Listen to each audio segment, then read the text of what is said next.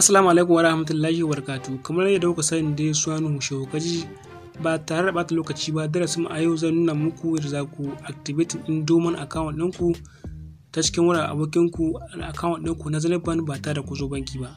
Idan muka ce dormant account, kamar account ne za ka buɗawa a kai wata 3 ba tare da ka yi amfani da shi ba ta hanyar tura kuɗi account ɗin ko kuma cirewa.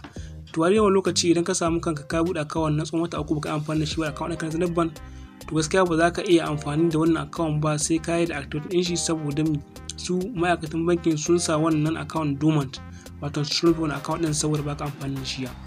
To insha Allah sun to mana kuma da sabuwar hanyar da za mu amfani, wato ta cikin wayar mu yi activating wannan account din ba tare da mu zo banki ba, sabanin wasu bankuna ko kuma in ce kwanakin baya da gabata, inda idan mutum zai yi activating wannan dormant account sai ya sha wahala na ganin cewa ya samu ne file da kati ta zaɓe sannan ya ta banki a hadda mai wannan account daga dormant. To insha Allah su zenith bank sun yi wata sabon hanyar da za ta fi mana sauki wurin activate din wannan dormant account ba tare da mun zo banki ba. Amma kafin mu shiga cikin wannan bidiyo namu, idan ya kasance wannan farkon zuwa kawai channel ta muna roƙon ka da ka taimaka kana malam subscribe kana karna kasuwa domin sai da kai sabon shirin mu da zamu daura.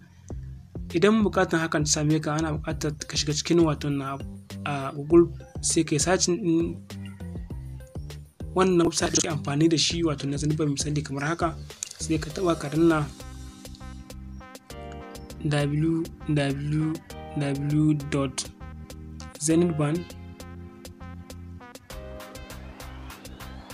zenithbank.com.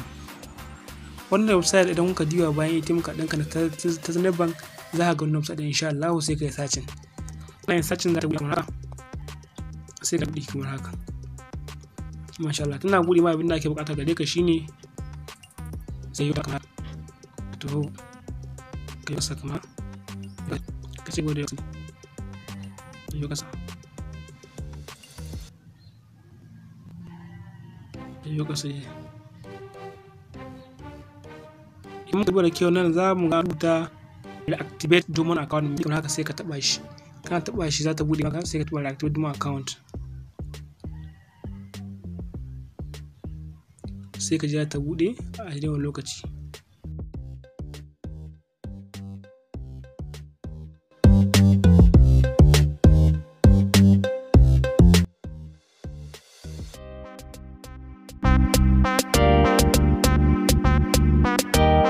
Masha Allah, yanzu ga ta bude a yawan lokaci. za ka sun sai hello customer, kindly place the phone to reactivate your account.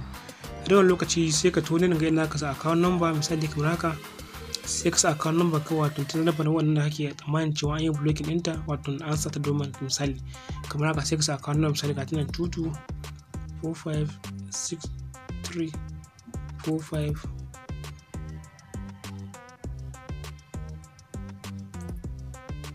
a ce wannan ita ce account ɗinka, sai ka tone ga ka rubuta sunanka. mene sunanka? misali a ce sunanka Bello, sai ka sa Bello, ko ba haka ba. Idan ka sa Bello sai ka tone ga me last name, wato sunan mahaifinka, sai ka sa wa misali Usman, shine sunawa mahaifinka a lokaci, shine Usman sunan mahaifinka. Sai ka to ka sa lambar wayar da ake ma'al da ita, wato da wannan account naka, wato na zenith bank a dawan lokaci, sai ka taba misali kamar haka. a ce wannan ita ce lambar da ake ma'al da ita da account na zenith bank, wannan ne ka so ne activating ta dawan lokaci. ka ce komai, wato ka cika wannan form din, kana cikawa sai ka danna activate, ka ce nan sai ka taba shi a dawan lokaci activate. kana taba shi sai ka jira ya bude kamar haka.